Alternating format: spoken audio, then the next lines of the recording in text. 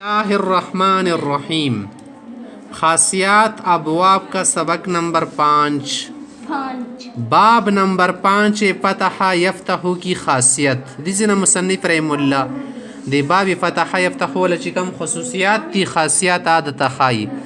اس باب کی خاصیت یہ ہے ایدی باب ولدا خاصیت تک اس کے عین یا لام کلمے میں حرف حلقی ہوا کرتا ہے لام کلمیه د عین په ځای کې حرف حلقی راځي حروف حلقی به تمخ تخای حرف حلقی یا حروف حلقی کی تعریف ڈیفینیشن آف د حروف حلقیہ جن کو ادائیگی کے وقت حل سے نکالا جاتا ہے جن کو ادائیگی کے وقت حلق سے نکالا جاتا ہے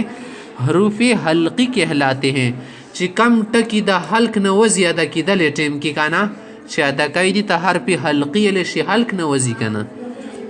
حروف حلقی کی تعداد شپږ دی حروف حلقی مشہور قول کے مطابق 6 ہیں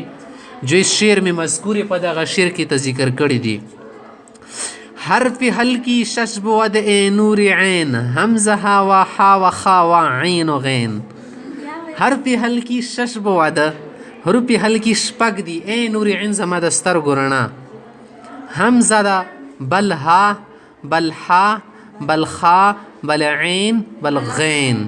اعتراض یا پر مصنف رحم اللہ کی اعتراض کر رہے رکھنا یرکنو اور ابا یا ابا بفتحا یفتح سے قرار دیا ہے دلتا کی تاسو گورے رکنا یرکنو باب شو ابا یا ابا شو دا خو تاسو فتحان اگر زوال دے پدی کی خو نشتا حرف حلقی کم دا نه پدا عین ځای کې شتا نه په لام ځای کې حالانکہ بیان کر د اصول کے خلاف ہے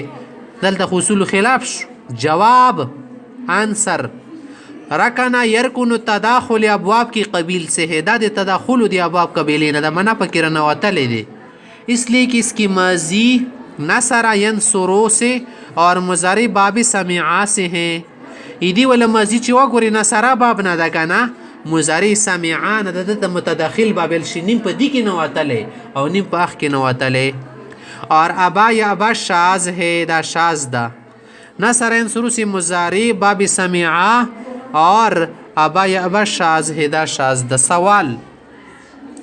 آپ کہتے ہیں کہ ابا یا ابا شاذ ہے تو شاذ فصیح کلام میں کیسے آ سکتا ہے حالانکہ قرآن کریم میں ابا واستکبر آیا ہے اور وہ فصیح کلام ہے دلتا دربنی بل اعتراض کیے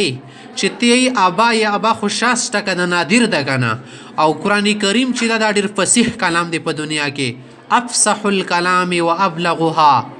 ټولو نه فصیح کلام دی په ټولو کلامونو کې نه بیا شاذ شی څنګه په فصیح کلام کې راتللی شي په صافا او منادارو خبرو کې داسې ټکي څنګه استعمالیدلی شي قرآن کې خو راغلی دی ابا واستکبر وګوره قرآن ټولو نه فصیح دی بابا پکې ولې راغلی دی جواب شاذ کا فصیح کلام میں آنا فصیح ہونے سے مانع نہیں ہے که په فصیح شي کې یو نیم شاذ شاعر شي کنه دې سره پروا نه لري خو ټولې خبرې شاذي نه وي ابا یا ابا شاذ تو ہے